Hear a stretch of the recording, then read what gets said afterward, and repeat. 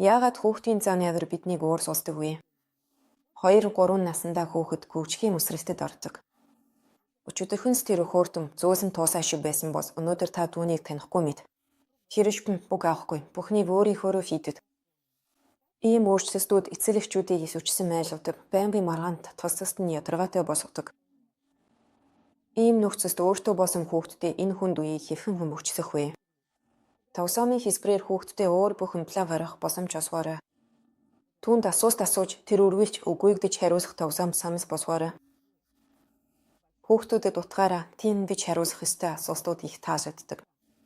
Жишээ нь чи хүүхэд үү? Үгүй. Бодит нөхцөлд ихсээд хүүхдэд амархан татгалзах зүйл самс босгоорой. Жишээ нь чи өглөөний цайнд шүс идэх үү? Үгүй. Тэгсэв 3 насны хямарсыг хүүхэд илүү нарийн дэсвэрэнгүй туулж чадвал өсвөр наснда түүнд илүү амар байх болно.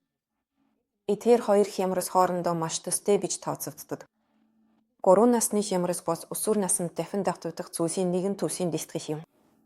Хэрвээ хүүхэд бага наснда салан тусгаарсах туршлагыг амжилттай олж авсан бол өсвөр насны салан тусгаарсаас түүнд хамаагүй хэлбэр байх болно. Харин эсвэргээр хэрвээ 3 насны хямрсын асуудлууд шийдэгдээгүй бол өсвөр наснд эдгээр асуудлууд өсвөр насны хямрсын асуудлуудтай хамт гарчиж сэтгэл зүйд илүү их ачаас үүснэ. Зүйлс үед бид дуусаагүй хичээлдэг байхад дараагийн түвшинд шилжиж чадахгүй байсан үг.